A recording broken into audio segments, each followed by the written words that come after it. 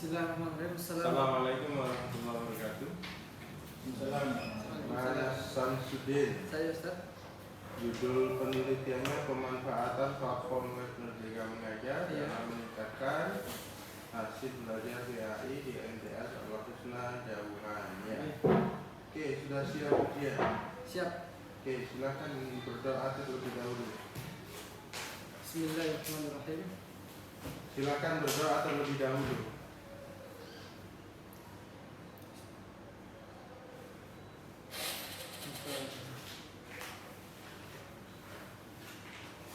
Ya, sudah. Oke, silakan presentasikan hasil penelitian Anda. Assalamualaikum warahmatullahi wabarakatuh.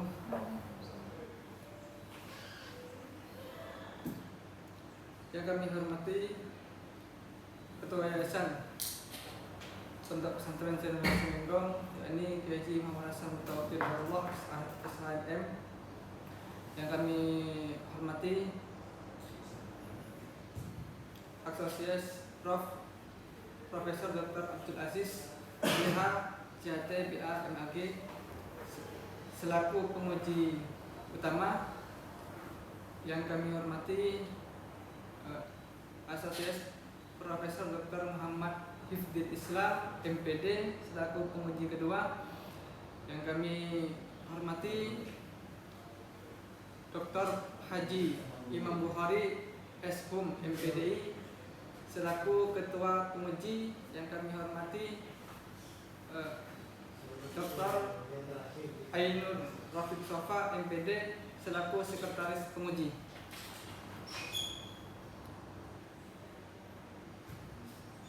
Sebelumnya perkenalkan, nama saya Samsudin akan mempresentasikan hasil tesis kami yang berjudul pemanfaatan platform web Merdeka Mengajar dalam meningkatkan hasil belajar PAI di MTS Al-Husna.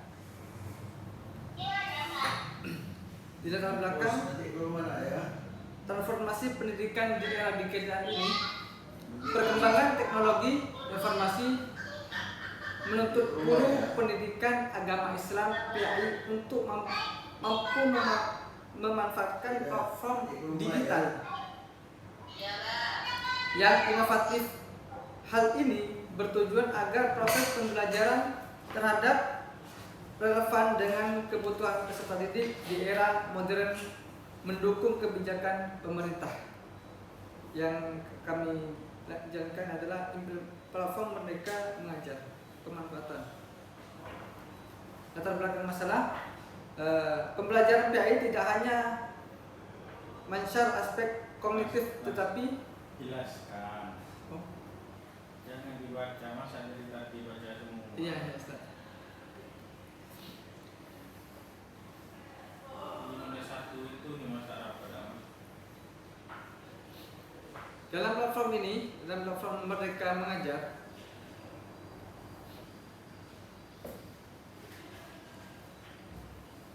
yang pertama yaitu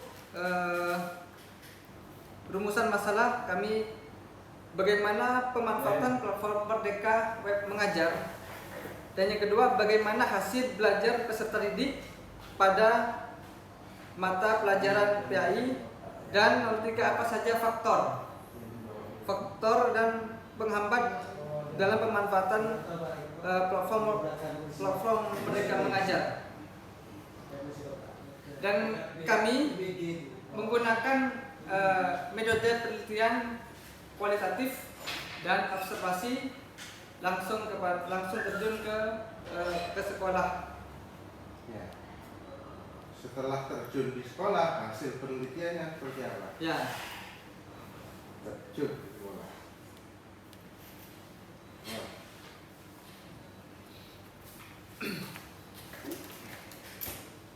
Hasil belajar di sekolah ya. Kami menyatukan antara pelajaran yang ada di sekolah dengan era digital menggunakan platform Merdeka Mengajar. Karena dengan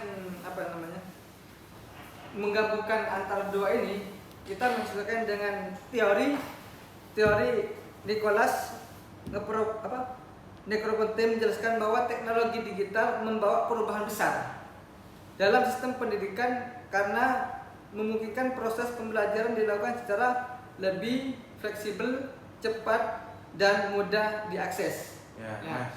Coba sekarang saya ditunjukkan platform Merdeka Mengajarnya seperti apa? Ada Di webnya di itu webnya. Nah. Di situ di laptopnya nggak bisa. dan Nggak ditambahkan. nyambung. Oh ya. Kalau di tesisnya di halaman berapa? Webnya tidak kami cantumkan karena yang bisa akses itu cuma ini. Selaku pengurus, selaku guru dan wali santri yang bisa akses di sana. Cuma kami kemarin mantau-mantau aja dan kami bukan terkait di dalamnya, tidak bisa mengaksesnya. Tapi kan paling nggak tahu alamat situsnya. Iya, ini ada. Ya. Selanjutnya akan diperdalam beliau Prof. Abdul Aziz katanya. Ya, terima kasih. Aspek yang dinilai PAI itu apanya? Di dalam PAI, pembelajaran PAI itu terdapat fikih dan akidah halak dan juga sejarah. Oke, yang dinilai. Oke, tidak apa. Fikih, akidah halak dan sejarah karena ini termasuk pembelajaran PAI dan juga Quran hadis. 4 ini di dalam pendidikan termasuk tergolong pembelajaran PAI. Kalau oke yang dinilai, kemudian hasilnya seperti apa? Kalau Ditulis di bab berapa? dalam contoh Ya. Contoh Contoh hasil Hasil belajar yang dinilai apanya? hasil yang dinilai yang pertama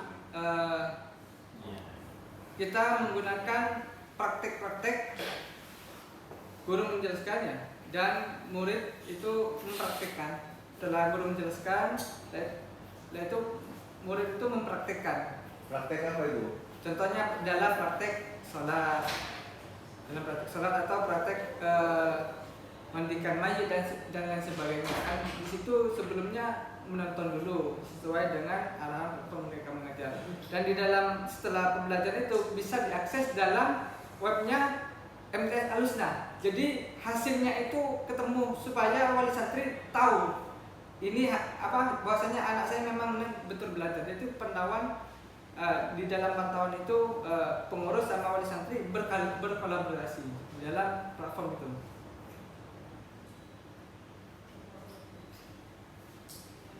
Hasil penilaian akhir berupa angka atau berupa penilaian verbal?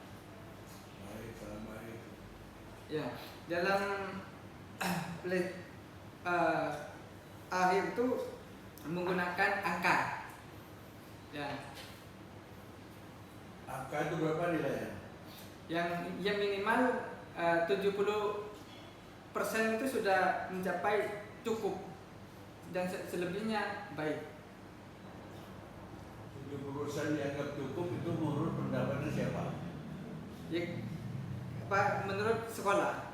Ini hasil bahwasanya murid ini sudah melakukan praktek sesuai arahan yang telah di platform Merdeka Mengajar.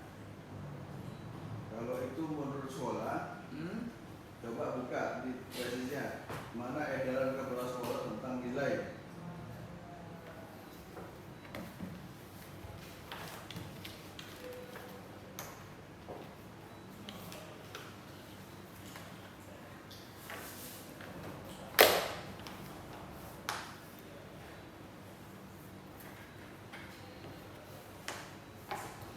Ini informasi dari kepala sekolah.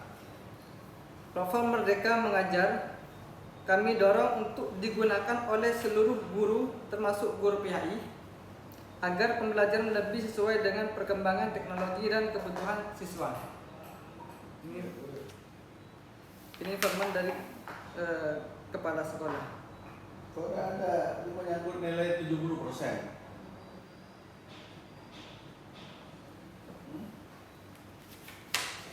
Biasanya itu surat edaran atau SK kepala sekolah tentang kriteria penilaian PAI gitu.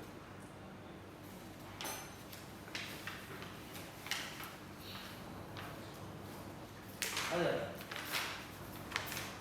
Kami tidak mencantumkan di sini. Di sesinya kami tidak mencantumkan. Cuma yang dicantumkan adalah informan dari kepala sekolah, dari guru, dan juga informan dari siswa.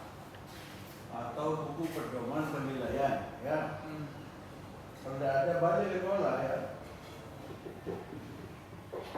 Tulis di saran itu di bab 5, ya, supaya menentukan standarisasi penilaian PAI maka diperlukan SK kepala sekolah tentang kriteria penilaian. Jadi itu sudah masukan bagus tuh, ya, daripada ngambang.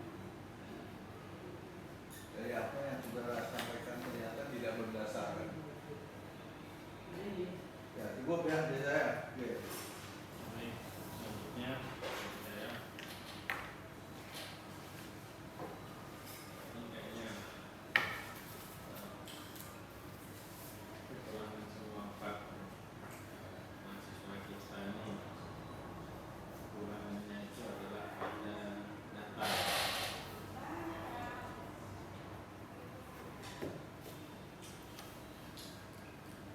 Coba dari halaman 53.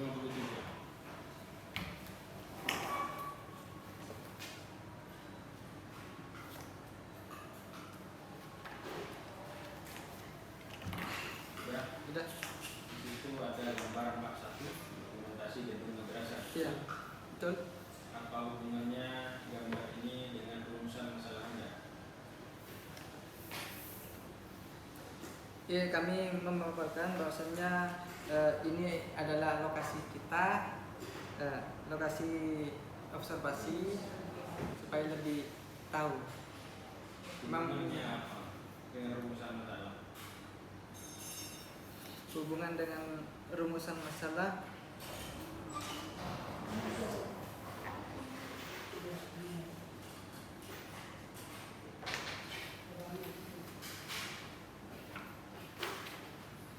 tidak ada, karena ini cuma lokasi. Kalau tidak ada, untuk apa Anda nyatukan ini? Harusnya lebih cocok ini hanya dijadikan sebagai lanjutan, Iya. bukan dimasukkan ke dalam data. Kira-kira begitu ya. Jadi mulai dari halaman 49 sampai halaman 54 Ya. sebelum paparan data itu tidak ada satupun yang berkaitan langsung dengan rumusan masalah yang Anda usulkan dalam penelitian ini. Kira-kira begitu. Sehingga kalau tidak ada hubungannya, ngapain itu disebut begitu? Ini disebut dengan listing data ya.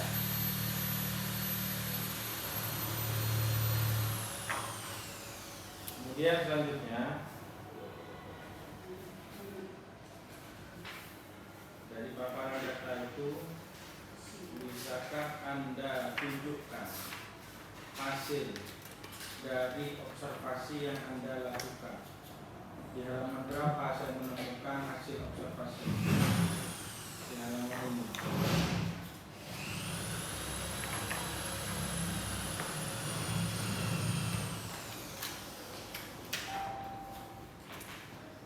Hasil penelitian, mana hasil observasinya?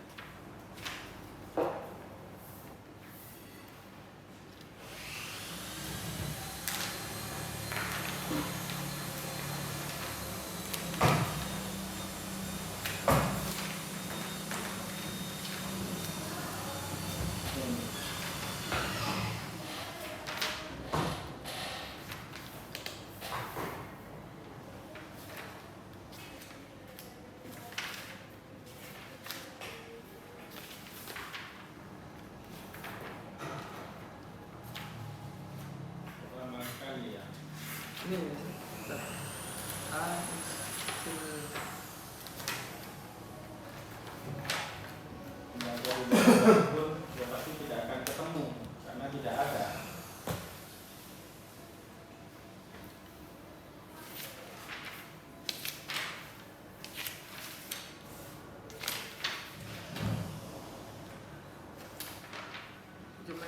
tidak ada, cuma yang ada profil. Lalu kalau tidak ada, kenapa di metode penelitian Anda mencantumkan observasi dan dokumentasi? Dan di pengecekan catatan temuan Anda mencantumkan yang namanya triangulasi. Apa gunanya? Berarti Anda kan berbohong secara akademik di depan ada observasi, wawancara, dokumentasi gitu kira-kira.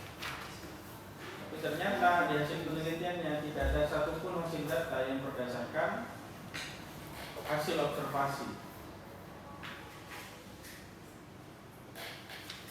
Cuma ini hasil paparan data.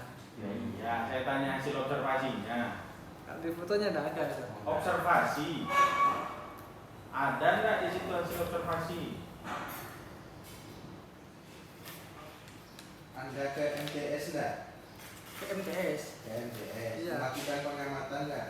Melakukan pengamatan dan Diceritakan enggak pengamatan itu? Melakukan pengamatan pada tanggal sekian, pukul sekian sampai pukul sekian. Diceritakan.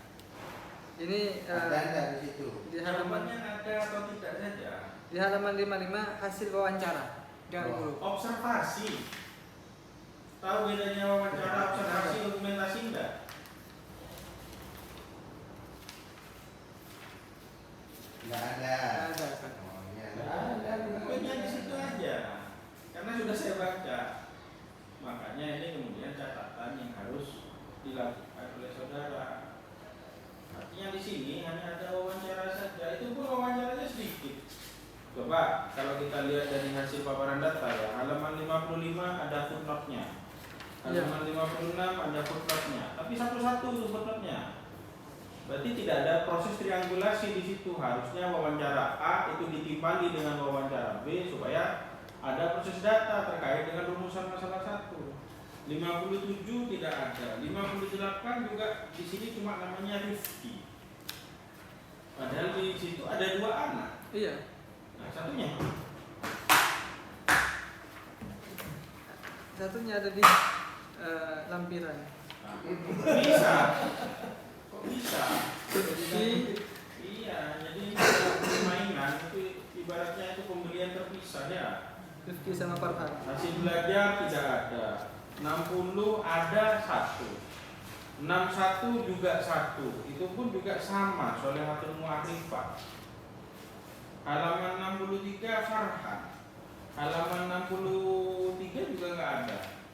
Abdurrahman Fauzin. 65 tidak ada. 66 baru Sholihatul Mu'arifah lagi. Artinya kalau dilihat secara kedalaman data, data ini dangkal sih, karena hanya beberapa beberapa wawancara yang dilakukan dan tidak diimbangi dengan observasi yang kompeten, observasi yang menyeluruh. Dokumentasi bukan foto, ini salah kaprah. Dalam penelitian itu dokumentasi bukan foto.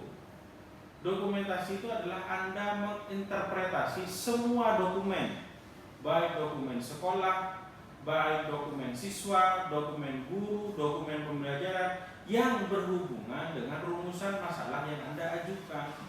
Itu dokumentasi, bukan foto ya.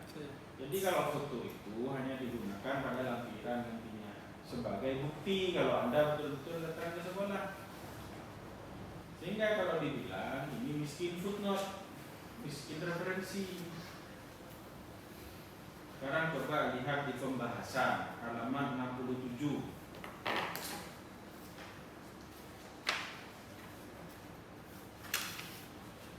Apa bedanya pembahasan itu dengan hasil penelitian, hasil temuan data dalam perspektif saudara?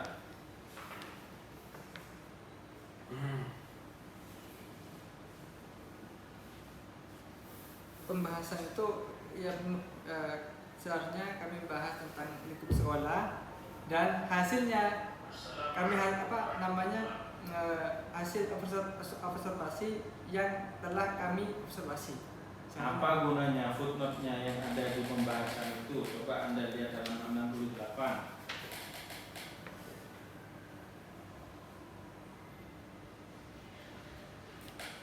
Ada footnote di situ. Iya. Iya. Apa fungsinya kemudian?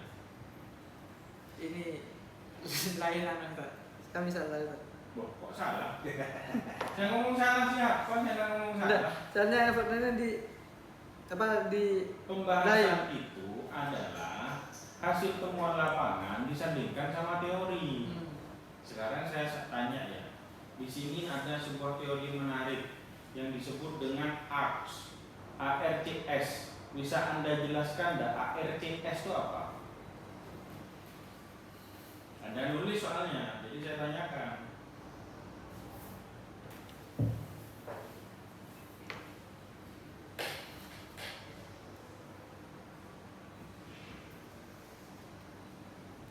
Apa singkatannya ARCS itu?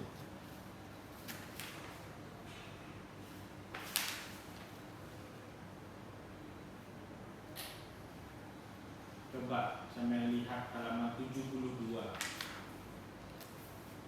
Saya tidak ngerti sama apa yang ditulis sendiri. Apa ARCS itu?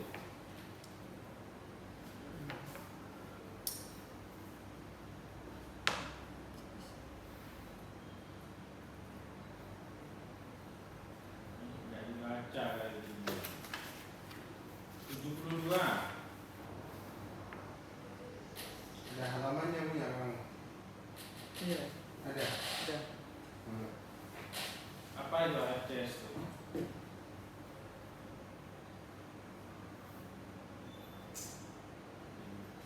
LCS ini berkaitan dengan bahasa Inggris. Oh iya. Dibaca coba. Attention, relevant, confident. Coba yang pelan. Attention, relevant, confident, satisfaction. Apa yang dimaksud dengan itu? Jelaskan aja. Apa itu attention? Apa itu relevance? Apa itu confidence? Apa itu satisfaction? Enggak tahu. Jadi salah. Siapa pesan ini? Jangan sampean tulis kalau sampean itu enggak tahu. Nah, ini mau jadi magister, aduh, tutup bab saya kalau kayak gini. Anda itu harus bisa mempertanggungjawabkan apa yang Anda tulis, Mas. Kalau Anda tidak bisa mempertanggungjawabkan secara keilmuan, kita ini juga meragukan akhirnya, gitu. Artinya Anda tidak membaca hasil penelitian ini. Harusnya dibaca dari awal sampai akhir, sampai menguasai. Karena ini rumah yang sampean bangun gitu. Untuk tahu, masa kemudian tidak tahu gitu. Harus tahu. You should understand comprehensively. Harus komprehensif. Kalau tidak komprehensif ditanya kayak gitu, tidak tahu, ya apa yang begitu tidak bisa dipertanggungjawabkan. Begitu saya jawab, Mas. Oke, Mas Samsudin, coba diperhatikan ya apa-apa yang disampaikan oleh penguji. Nah, Anda nanti diperdalam lagi data-datanya, dilengkapi lagi data-datanya. Berarti Anda harus ke lokasi penelitian lagi. Setelah itu biar layak tesisnya, dikonsultasikan lagi ke pembimbing sebelum mendapat pengesahan dari Dewan Penguji. Gitu ya. Oke, terima kasih. Silakan ditutup Mas Samsudin. Baik, terima kasih kepada semua para penguji atas bimbingannya. Kami akhiri sidang kali ini. Wassalamualaikum warahmatullahi wabarakatuh.